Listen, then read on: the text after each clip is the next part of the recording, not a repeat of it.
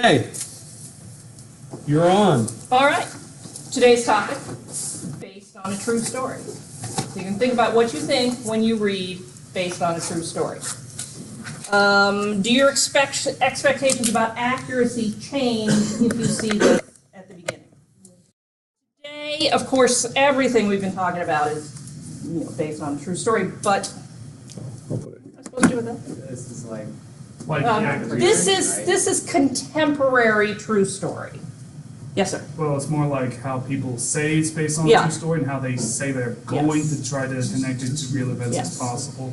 So what I'm talking about today is specifically in more recent events, the idea being that you could check that the people involved are still around so you could go ask them. Things that are really too recent to be considered strictly historical. Now, a great example is All the President's Men, when we talk about recent history. Now, for you guys, this is not recent history. None of you were born when this happened. But when this book was written and a movie made from it, it was just the next year. I mean, it was hot off the press news. And all the people that were involved in it were still around. As a matter of fact, I think both Woodward and Bernstein are still alive. Woodward's still alive. I'm not sure about Bernstein. Anyway, I believe they're still alive. So, even though it's 40 years ago, it was made 2 years after Nixon's resignation. It was easy to find actual interviews with actual people, and at this point, when this came out, everybody knew what happened. It wasn't like going to be a big shocker, that the president resigns. What the story is about is how it happened, all the detailed background information. The more famous an incident is, the harder it is to alter it. These are two movies coming out. Now, Battle of the Sexes, anybody know who these two people are? Well, yeah. Bobby Riggs was a huge tennis star that was like an old man, like, who's the curly-headed redhead guy? John McEnroe. Imagine a John McEnroe challenge. I don't know John McEnroe. Okay, so this guy was a big star, but he was a has-been. This Billie Jean King was an up-and-coming star, and he came out and said... Is that Ben Stiller playing that dude? No, that's Steve Carell. But he came out and said, any man can beat any woman, because men are inherently better than women. So this was a very famous tennis match, and it got huge press, lots of coverage, and so most of the people who will be watching this, most of the adults anyway, remember this happening. This is very famous, and you'll have to tune in to see who wins. I'm not going to tell you. You can just look it up. Yes, or go see the movie, because Billie Jean King is a great American hero that you should all know. Billie Jean. Meanwhile, this one is coming out, and this is also a true story about this guy who was a pilot. He was also a drug smuggler, and he was working for the CIA and the cartels and everybody else. They could make up this whole story, and none of us are going to know the difference. Whereas they cannot make up this whole story. You guys won't know the difference, but Dr. Wineland and I will. So the more well-publicized it is, the more famous it was when it happened, the harder it is to monkey with it. This thing is going to be mostly entertaining here. And if they take some liberties with the truth, well, it's like a comic adventure movie. But the Billie Jean King movie, if they were to significantly change things, people would give it really bad reviews. They would be pretty ticked off. We got a couple others coming out. This one is about a guy in the Boston Marathon bombing. He wrote a book, a memoir, and now he's being interviewed. So this guy is essentially Jake Gyllenhaal's age. He's there on the set. He's there all the time. This, on the other hand, I don't know if you guys remember General Stanley McChrystal. He was a hotshot general, so he gave an interview to Rolling Stone where they let the guy from Rolling Stone follow him around, and he had no self-filtering or anything, so the guy from Rolling Stone got to see everything they did and everything they talked about. And then Rolling Stone published an article that showed basically that this guy had some personal issues that he should not be talking about in front of reporters. And so it didn't really make him look like, like a terrible criminal or anything, but it was really, really poor judgment to be yourself in front of Rolling Stone. So he got fired. So, but That's why I'm never. this is a satire. It's sort of a comedic take. I couldn't even watch the whole movie. We watched like half of it. Why is that bad? Well, I don't know that much about the subject to begin with, and it's a really sort of, war and military is just crazy, everything's all screwed up.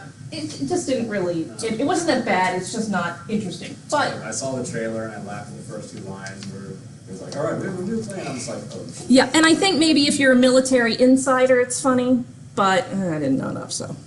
Anyway. I didn't think that would be funny. Yeah. So, let's see. So these are all things that just are coming out this year. Also coming out this year, based on a true story, 9/11, which is a drama depicting 5 elevator passengers who were trapped during the September 11 attacks. Based on a true story in that there were people trapped in elevators, there was the attack.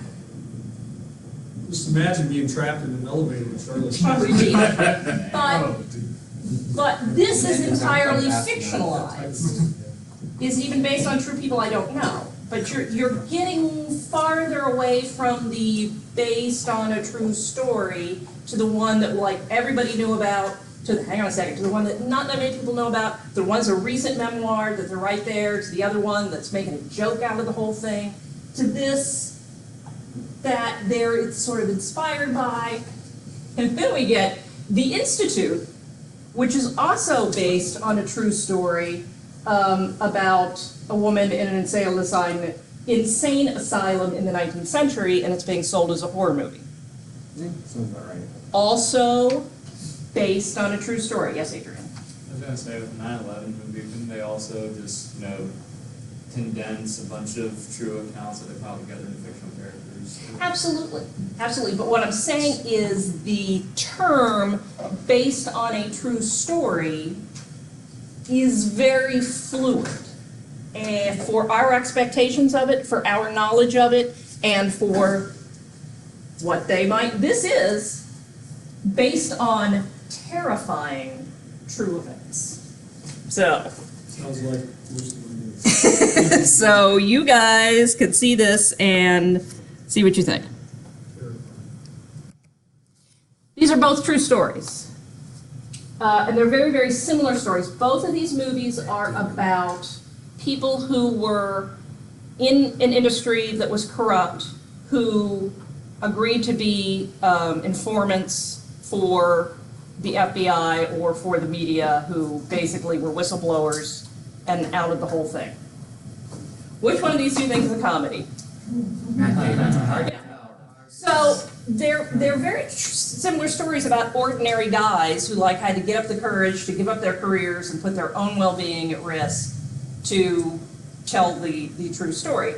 And this one, of course, got lots of awards and made Russell Crowe a star. This one is just ridiculous. And it's not even a really good movie because it has such a weird tone that this guy is such an idiot, and yet the issues they're dealing with are pretty serious. So again, you can tell that most of the time when they're telling a true story, they're trying to tell you a pretty serious, this is important drama. Sometimes they're just making fun of the guy.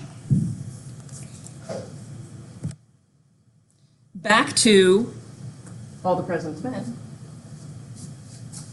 Who is Robert Redford in this movie talking to on the phone? Well, a guy by the name of Deep Throat.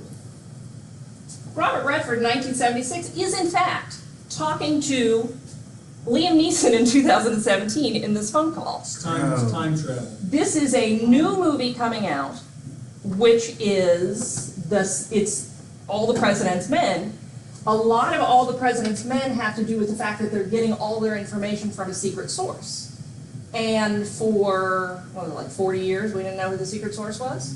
And then about 5 years ago, we found out It was Liam Neeson. it was Liam Neeson.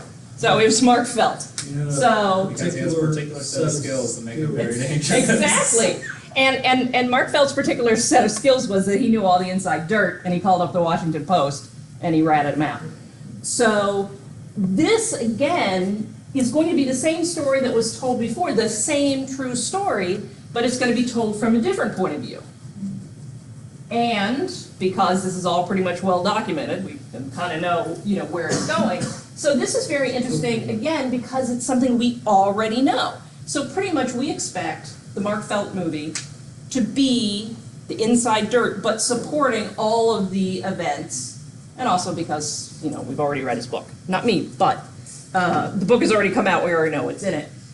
So there's not going to be anything shocking or untrue, or, although pretty shocking, untrue in that one.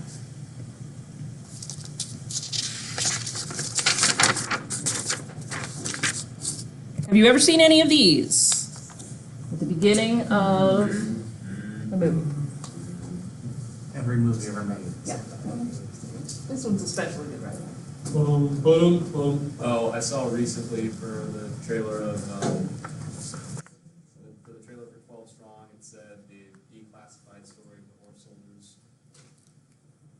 Okay, so what legal weight do these phrases carry? Very big. Zero. Huh? Zero. There's absolutely no weight in any of these. It does not mean anything legally. You can say whatever you want. As a matter of fact, let's see. This one is from, anybody know? Law and Order. Return of the Living Dead. Who? What? Well, it's from a zombie movie. Really? No, we know the movie. It's Yes. Never Yeah. heard of it. This one is from the film Fargo, Fargo. which is entirely made up. I think it's all true. It's a documentary. Yeah. And The events? no, I thought that I had another one up here. Maybe I've got it later. This is the one that is my favorite.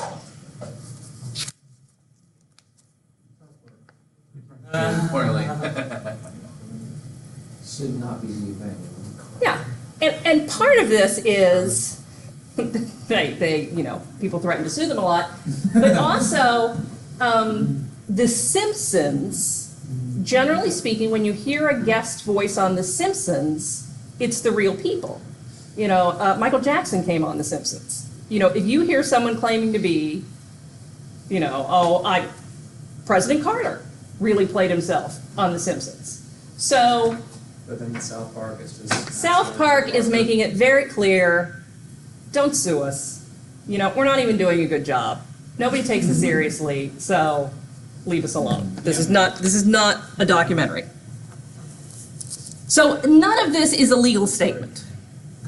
The legal statement is at the end, where you see all characters in this are entirely fictitious, and any similarity, living or dead, is entirely accidental. That's the legal statement. Anything you see at the beginning saying, it's all true, I was abducted by aliens, it means nothing. Mostly it means, don't sue us. Some people are pretty cool about this. Some people aren't. So, anybody see The Social Network? No, but I know I did. the Yeah. character. So when you saw The Social Network, did anyone think that Mark Zuckerberg was a real jerk? Yeah. Yeah. Do you think that Mark Zuckerberg is a real jerk today? I do. Probably. Maybe. Well, it depends on how recently you saw the movie. So I've showed you this before. This is, Mark coming on Saturday Night Live with Jesse Eisenberg, who played it. Now, a lot of people get really bent out of joint if you portray them in a negative light. And in some cases, especially in print journalism, it's a lot easier to sue. It's viewed as a news story, and it's saying, you went out with hookers on this date. Well, if you didn't go out with the hookers on that date, you know, and you have proof that you were in church, you've got a pretty good case. It's harder with drama because everybody's sort of going into it with a, yeah, you know, well, this is the sort of thing. And unless you're saying exact dates, exact things, you can pretty much say that somebody's a jerk without successfully Don't do it to me suing. anything. Yeah. So you got to ask yourself, you know, is the film meant, or a novel or nonfiction, meant to show exactly what happened, or is it more of a biography or a character study? Usually writing is more precise. You know, if you read it in print, they're more careful about getting everything correct and legal and don't sue me than if, say, South Park, you know, does an episode of Tom Cruise in the closet. Makes Tom Cruise pretty upset, but I'm just looking for a dress shirt. yeah. Or Family Guy with Luke Perry. With the what? Family Guy had Luke Perry on an episode. The pairing? Luke Perry. Oh, Luke Perry. Yeah, Family Guy had him on an episode Ah. too. Okay, true story types. Heroes, victims, villains. Now, does anybody know who that is? Yes. Dudley Do-Right. Dudley Do-Right is our hero. Snidely Whiplash is our villain. No. And Nell is a victim, although I couldn't find I could find a picture with two of them with her tied to the train tracks, but I couldn't find a picture that had all three of them, except for, you know, Dudley Do-Right's voice there. So, true life is not so clear-cut that everyone is a hero, a victim, or a villain. But if you have to tell a story in 2 hours, you have to construct it in a way, you know, that gives you a narrative arc. And so people are put into the hero, victim, villain categories. Has anyone ever seen an inspirational teacher movie? Yeah. Yeah. Exactly. I live it every day. Yeah. Okay. So our Some people are learning is heroes actually really good. are very often teachers, journalists, lawyers, doctors. And so it's very easy to construct a narrative about these archetypes of heroism. Can anyone sum up a inspirational teacher movie for me? Actually, Which one? think of one, Any. but- Okay, I'm the teacher. I come into the classroom. What am I like? I'm charismatic and idealistic, and I'm all excited about teaching. What do you guys like? We're Who are troublesome. We didn't pay Disillusioned. You're a attention. hooligan. Trouble. I try my best when I'm coming up with brick wall. I go home This and I stuff say to doesn't Dr. make any difference. I go back to Dr. Wyland. I can't do it. I can't make a difference in their lives. And what does my supportive spouse say? Find common ground. Quit now. No. And the administrator says, Get in there. you gotta stop that. You'll never teach these kids. You have to do it my way. But then I say, No, do it no, now." I'm gonna do it my way. I'm gonna put hip hop in the classroom, and I'm gonna stand on the tables, and we're gonna go out and have class in the Okay, you're not woods." Ron Clark. And then you're all changed. And at the end, when the semester's over, and you've won the championship or the big award, It was all because she took a chance. yeah, which is not to Believe say. in you. Exactly. But there are many, many inspirational teachers who make differences in people's lives. But if you've got to put it in the 2-hour arc, you got to have villains. Maybe the administration is supportive, but you got to have a villain. Maybe the spouse is not supportive, but you got to have the backup man. Yes, sir. Is it bad if I thought Mr. Smith Goes to Washington was more entertaining than The Civil Nation or Civil Action? I hate Mr. Smith Goes to Washington. They're completely unrelated movies. This is a fantastic story. Whether you like the movie or not, this is great because even though he goes up against the big corporations and fights and fights and fights, he loses. But, Spoiler alert. and this is the other exciting story. I was watching this movie, which is about the first black heart surgeon, and the doctor who performed experimental surgery on my father in 1970 with one of the very first open heart surgeries is a character in this movie. So he's not like one of the main characters, but I'm watching this movie and they say, Dr. Cooley, and I'm like, hey, wait, So that was very exciting. That's a very good inspirational movie. Very inspirational. Here's a couple other Tom Hanks heroes. Now, Ew. has anyone seen Sully? Yes. Okay, you know the story. Who has not seen this movie? Leave now. Who knows what happened? Who doesn't know what happened? Anyone here don't know about Sully? You've got Okay. The Sully, the whole Sully story takes place in like under 10 minutes. Yep. He's a pilot in New York. He takes off from New York. He gets over Manhattan, runs into a flock of geese. The plane's gonna crash, and he crashes it in the Hudson River. That's Everybody's saved. That's 10 Spoiler minutes. alert. But the computer says that you can make it. So because it only takes 10 minutes, they had to build a whole story, and they had to create a conflict of like him going through the air safety board and them doubting him and whatever. They had to invent villains. They said that the plane would be able to survive it due to all the mechanics, but he's been flying for so Yeah. long, and he said no, the plane couldn't Yeah, have. but that's all made up. That never happened.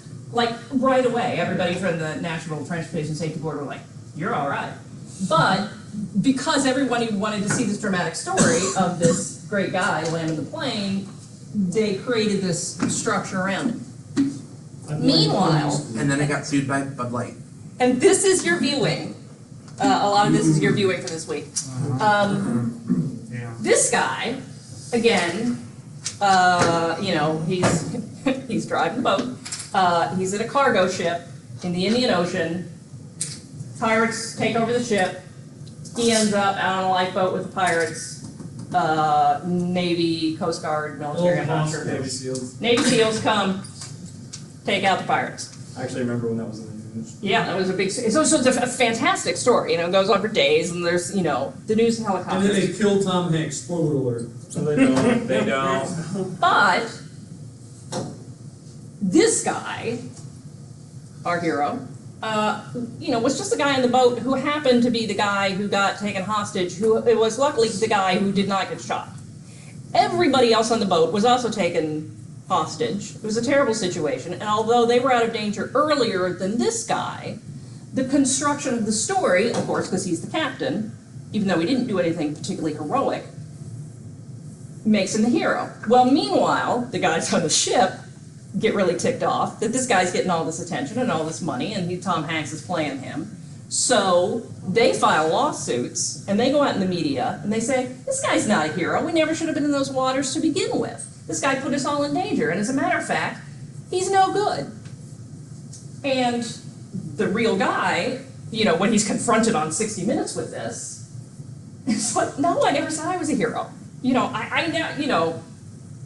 I said I was there and the pirates came and then I was on the lifeboat and then I was sitting, and he's really great in his interviews when he's talking about the fact that on the radio, he's like saying, I'm in this seat, I'm in seat number whatever, because he just wants to keep making sure that the Navy SEALs know when they shoot everybody else in the lifeboat, this is where I'm sitting, I'm not moving. So he was both heralded as a hero and made this huge star, and played by Tom Hanks, and then torn down by the media and critics of, oh, you're a huge loser. So, would you want, you see when people rescue babies from a burning building, like, oh, I'm not a hero, I was just doing whatever. No, you're a hero. But you can see the concern about being lifted up in Hollywood greatness, because as soon as you are lifted up, the people are lining up to take you down. And because most stories are far more complicated than terrible situation, one person, rose ahead and saved everybody else. As long as people are alive. So if they do make a story making you the hero, just hope everybody else is dead. That way, nobody will be there to argue with you. And think about who would play you in the life story of your life. Weird Al. Victims. Okay, so these people have got problems. These people have been hit by a tsunami. These people are about to crash in a terrorist Is that plane. United? Is that That's right? United 93. And these people are miners in Chile who are gonna be stuck underground in a collapsed mine for, I can't remember how long, 10 days or something like that? A while. Yeah, it was like a couple months, I think. wasn't it? I remember when it was in the news and it was wild.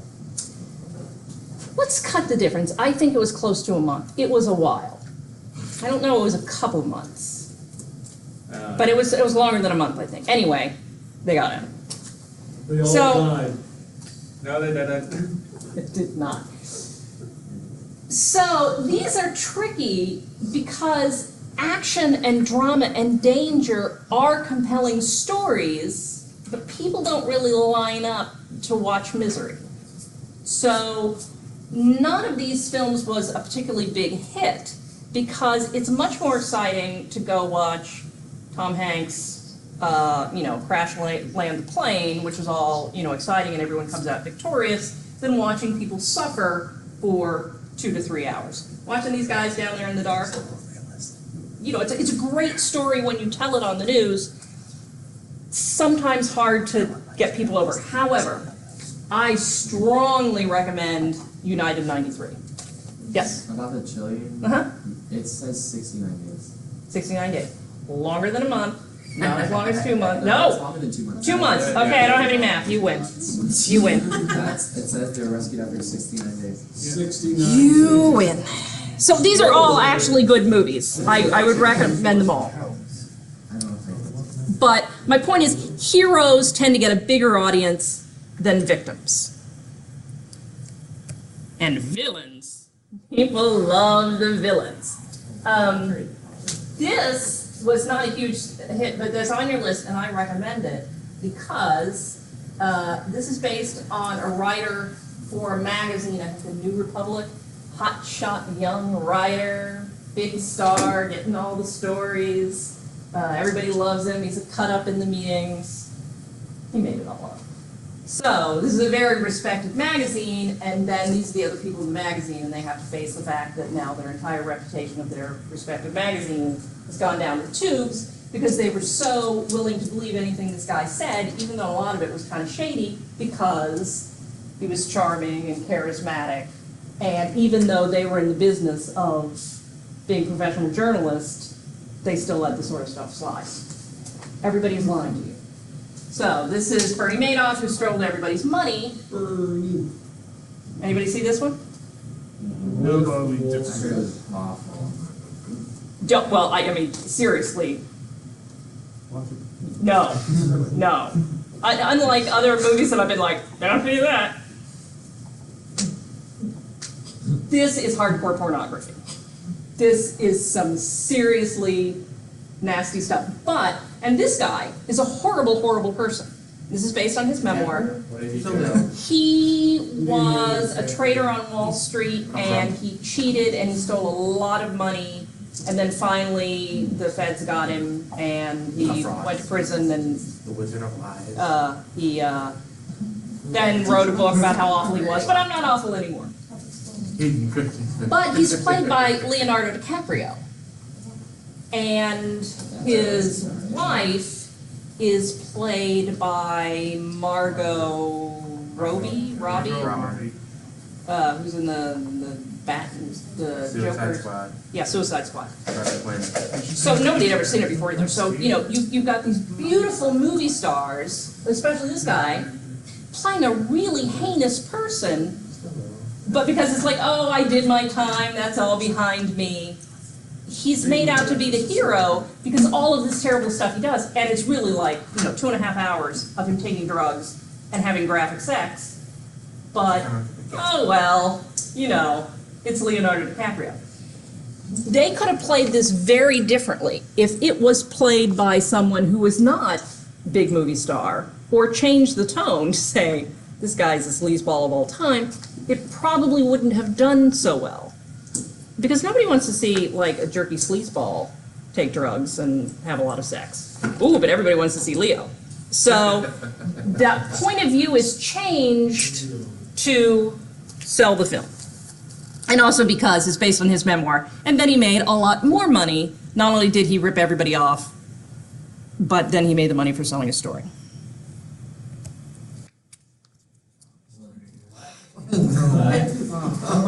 Okay, so let's Official talk vote. about Obama's drinking my house party. another source of true stories. Addicted to food, can't go a day without it. Now, I would before hope you so. kids and your interwebs, we had the tabloid magazines. We still have tabloid magazines, but they're not nearly as pervasive as your Facebook. World Weekly Share. News was the best. Yeah. Charlie, So, Every Yeah. and you know these are all published by the same publisher right here in Florida. Oh, All this news comes from the same place, and they specialize. Some I don't know about that one, I but think that's a fake one. yeah, Believe but some specialize in the alien stories and the Bat Baby, and some are all about sex, and some are all about movie stars, and some are miracle weight loss, that sort of thing. I have no more to say about this, other than these purport to be news, these all purport to be true stories, and people rarely ever, sometimes they do, but they rarely ever sue the tabloids because, oh, why even bother? Because... World Weekly News is always true. Any of you ever watch the Lifetime channel? These are some of the fine titles off of the Lifetime channel. A little thing called murder. Yes. Which his entire business model is taking tawdry news stories and making them even tawdrier. Now, Happy Face Killer. That's the other films that I've been showing you have all been big name films, big money, big stars, wide distribution, a lot of money involved. These things are made on the cheap, and the people who are beautiful. telling their true stories are getting paid for their true stories. Now, I ask you, would you have the motivation to perhaps spice up your true story a little bit if they were going to pay you more money the spicier it was? So, I would be tempted, but on my honor to God, I can't. no, I would not thank you as someone who would sell your life story to Lifetime. You have to guess which one of those is my life story. Yeah. Big Killer Among Us, A killer among us. You don't mind Killer that Among being Us. changed? along with Beautiful and Twisted. Duck did. Happy face killer. I thought you would say beautiful and twisted. That's that one, that's hers. Happy face killer, that one. So, this is what you want to be asking. Is it true? What kind of true is it? Is it true in that some of the events happened, but we can't know exactly what happened on United 93? Or is it true in All the President's Men, in that every single day there was a newspaper story about it, and so you can go back and read the newspaper every day for 18 months, and track it that way? How has the story been altered?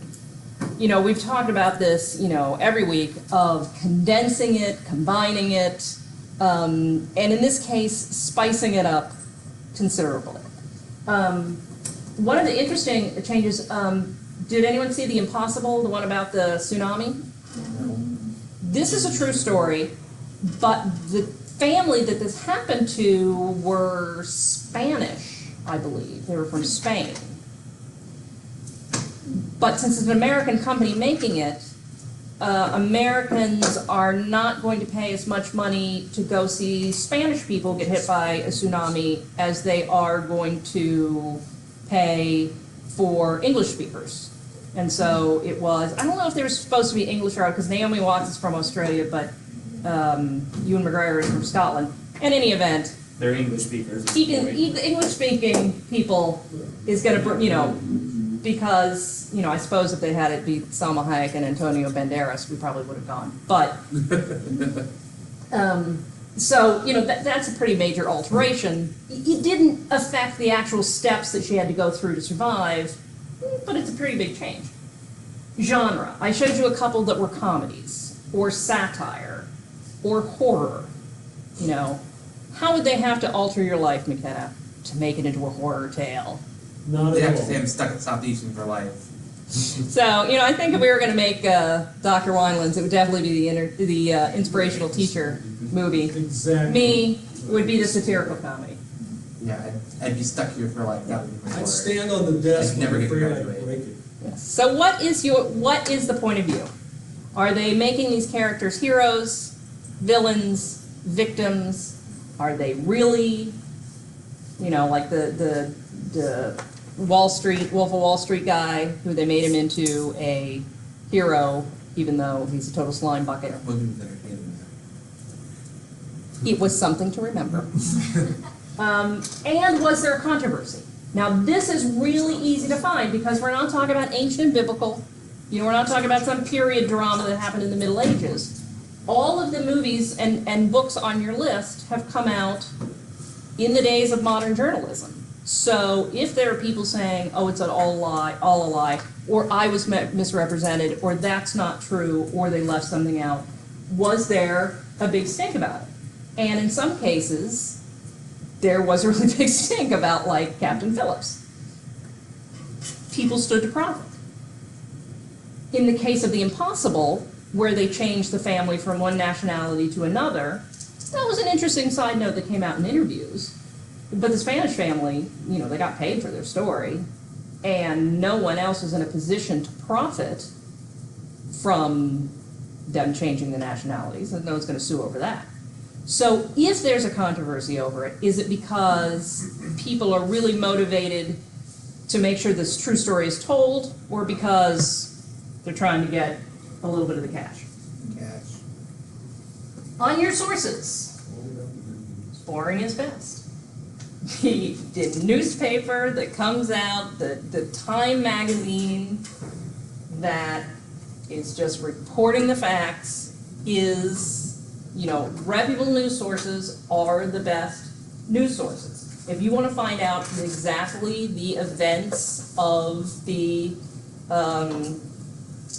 hijacking in Captain Phillips, the best place to look for it is you can go back and get, you know, watch the CNN coverage, because they covered a lot of it, and it's not condensed into 2 hours, but you can see the order. This is happening, and this is happening, and this is happening. So, you know, recreations, dramatizations are a great and fun way, but real reporting, real journalism, real investigation, real research is the boring sources. And for this week, you can go to boring sources for all of these things. Do we have any questions about based on true story? Yes, sir. For events that, should we say, how can we say how to be accurate when we're just basing it from people's opinions from movies or of books? What's yours? Mine's is basically, it's called Into Thin Air, an expedition into Everest gone wrong. There is a ton of news reporting on that. That was being reported as it happened. We knew that those people were stranded on that mountain while they were stranded. It was on, you know, CNN, because we live in an age of modern communications. And so when those people were trapped up there, they were calling their spouses and saying, I don't know if I'm going to be able to get back down or not. And then when they did get down, they all talked to reporters. And I believe John Krakauer was up there, wasn't he? Wasn't he one of them? I believe so. Yeah. Also, this is where, and this is reputation that I talked about, remember to use that guide, you know, that's in your syllabus. One of the things we're talking about is source. You could say, well, like in the case of the 3 cups of tea guy, or the Million Tiny Little Pieces guy, who didn't have any reputation before that. They came out of nowhere, and they told these stories, and everybody believed them. John Krakauer, however, is an established, respected, best-selling journalist who has a whole history, a whole track record. So the source, if you can say, well, okay, this is written by John Krakauer, who has stood up the test of time, and I believe him because he has this great reputation, and he experienced it, that's not so much opinion. Also, you know, they're not saying, Sequoia, it seemed really snowy on Mount Everest. No, we have the meteorology, you can look up, yes, it was a storm like no other. Why were these people up here? A lot of the problems of the Mount Everest thing was that people who have no business climbing mountains, because there are so many services now, they're like, oh, we're gonna take you up the mountain. People who have no survival skills are now going up Mount Everest. So, all of that plays in, and all of that is verifiable. Did it really snow? Yes, it did. Was it really cold? Yes, it was. Or was it Florida cold? Okay. Oh, it's gonna be 68. Anyway, Yay. we have still a couple of minutes, so let me remind you about tomorrow night. Let me throw something else out there too.